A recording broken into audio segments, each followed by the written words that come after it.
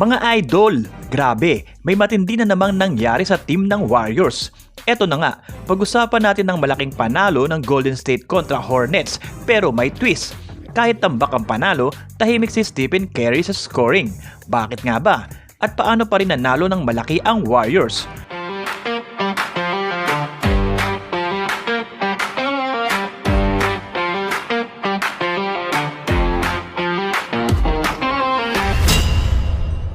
Mga idol, winasak ng Golden State Warriors ang Charlotte Hornets 136-116 habang tuloy-tuloy ang kanilang homestand momentum.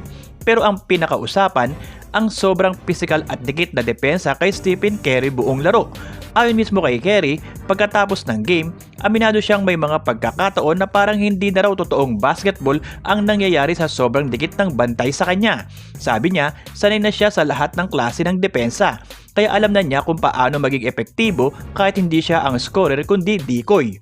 May isang eksena pa nga na ikinuwento si Curry kung saan full court siyang binantayan ng rookie ng Hornets na si Zion James. Sinadya raw niyang manatili sa backcourt para tignan kung hanggang saan siya susundan at sinundan nga siya. Para kay Curry, kakaibang papuri raw ito dahil ibig sabihin takot ang kalaban sa epekto niya sa laro. Mga idol, hindi lang ito simpleng bantay. Sa season na ito, parang naging parody na raw ang depensa kay Curry. May viral clip pa nga kung saan iniwan ng defender ang mismong binabantayan niya para lang bantayan si Curry na nasa gilid ng court kahit wala siyang hawak na bola. Ganito rin ang eksena laban sa Hornets. Kahit nakapost ang laro, may defender pa rin nakaabang kay Curry. Ibig sabihin, kahit hindi siya umaatake, kontrolado pa rin niya ang galaw ng depensa. At dito nagkamali ang Hornets mga idol. Dahil sa sobrang focus kay Curry, nag-open up ang laro para sa buong Warriors. Kahit let's scratch si Jimmy Butler dahil sa personal reasons, umarangkada ang lalim ng roster ng Golden State. Si DeAnthony Melton, galing bench, umiscore ng 24 points. Si Draymond Green naman, bihirang-bihira, ay nagpasabog ng 20 points. At kahit 14 points lang si Curry, siya, si Draymond Green, si Brandon Podemski at rookie Will Richard ay may tig-5 assist o higit pa. Malinaw na team basketball ang pinakita.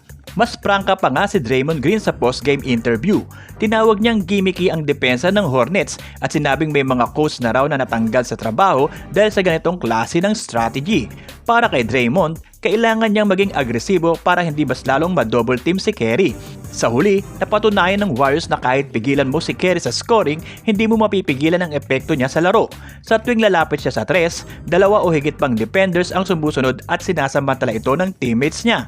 Patunay, tinalo ng Warriors best ang starter ng Hornets, 72-67, at hindi na muling nakalapit sa isang possession ang Charlotte sa second half. Pero kayo mga idol, anong masasabi nyo sa ganitong klase ng laro ni Stephen Curry? Mas nakakatakot ba ang Warriors kapag hindi siya ang top scorer pero kontrolado niya ang buong depensa? Yun muna mga idol ang kwento natin ngayon. Kung nakaabang kayo sa Warriors updates, ito ang tamang channel para sa inyo. At syempre, huwag kalimutang i-like ang video na to at mag-subscribe at maging kabahagi sa pag-abot natin sa 100,000 subscribers. Tuloy-tuloy pa mga balitang Warriors natin dito sa sports natin to. Hanggang sa susunod na upload mga idol, peace out!